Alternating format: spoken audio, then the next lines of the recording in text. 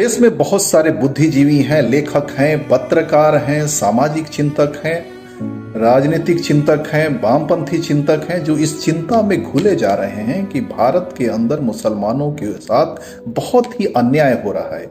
सांप्रदायिक शक्तियां मुसलमानों को टारगेट कर रही हैं और मुसलमानों को सामाजिक और आर्थिक दृष्टिकोण से कमजोर करने की कोशिश कर रही हैं, उनको अलग थलग करने की कोशिश कर रही हैं, उनके धार्मिक स्वतंत्रता को छीनने की कोशिश कर रही हैं, उनके सामाजिक अधिकारों को छीनने की कोशिश कर रही हैं।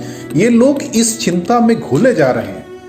लेकिन क्या मुसलमानों को भी इसकी चिंता है? बिल्कुल नहीं। आज जुमेरात है, कल जुमा है। देखिए आप, मुसलमान वाइट कपड़े पहन के, सर पे टोपी लगा के, मस्ती से सुरमा इतर लगा के नमाज पढ़ेंगे और बिरयानी खा के सो जाएंगे। उनको इससे कोई फर्क नहीं पड़ता कि देश में और दुनिया में क्या चल रहा है और क्या नहीं चल रहा है। और इससे भी बहुत ज्यादा हुआ तो फिर शाम को किसी, अगर जो कुछ कमी रह जाएगी, शाम को किसी वलीमे की पार्टी में जाएंगे, वहां पे बियर और कबाब खा के अपना मस्ती से आके रात में सो जाएंगे। उनको इससे कोई फर्क नहीं पड़ता है। अगर एक हिजाब का मसला है, अगर उनकी बहन बेटियों का हिजाब उतारा जा रहा है, स्कूलों के दरवाजे पे खड़े होकर टीचर और पुलिस वाले उनके बहन बेटियों के हिजाब उतार रहे हैं, तो क्या फर्क पड़ गया? क्या उस हिजाब को उतार देने से मुसलमानों के कबाब और पराठे के स्वाद में किसी तरह की कोई कमी आ गई? नहीं। आप उसका सबसे बड़ा उदाहरण ले लीजिए कि आप दिल्ली का उदाहरण ले लीजिए, जहां सीए एनआरसी के विरोध में इतना प्रदर्शन हुआ। बूढ़ी बूढ़ी औरतें, जवान औरतें, बच्चियां महीनों महीनों वहां मैदान के अंदर, सड़क के अंदर ऊपर बैठी रहीं। किस लिए? ताकि हम मुसलमानों के अधिकारों का हनन नहीं हो पाए। और आज क्या हुआ? उसके जितने अगवा हैं आज जेल में सालों से सड़ रहे हैं। क्या आपने कभी देखा है कि मुसलमानों ने उसके लिए आवाज उठाई हो?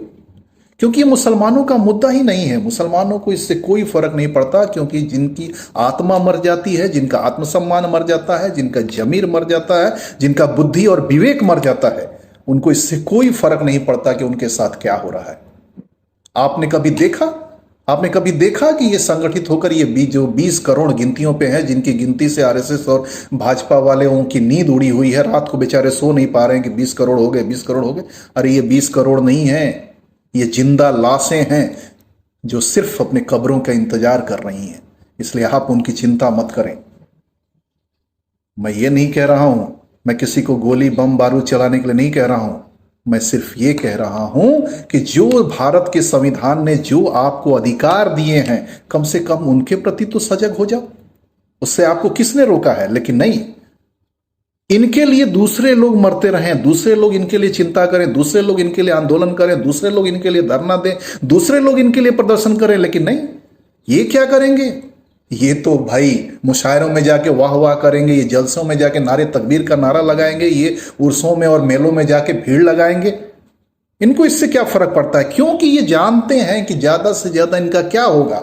ये अपने घरों से उजड़ जाएंगे, अपने मोहल्लों से उजड़ जाएंगे, अपने शहरों से उजड़ जाएंगे और जाके किसी अनाथ आश्रम में या किसी शरणार्थी शिविर में जाके बैठ के जकात और फितरे का और सदके का और दान का और पुण्य का जो की रोटी आएगी उससे खाएंगे, उनका पेट भरेगा। उनकी तो आदत है, क्योंकि ना तो इनका जमीर है, ना गैरत है, ना स्वाभिमान है। इसलिए मैं अपने सारे बुद्धिजीवी भाइयों से, सामाजिक कार्यकर्ताओं से ये निवेदन करता हूं, करबद्ध निवेदन करता हूं कि आप इनकी चिंता छोड़ दीजिए। इनके लिए किसी भी आंदोलन प्रदर्शन आप मत कीजिए, इनको इनके हाल पे छोड़ दीजिए, क्यों यही एकमात्र रास्ता है।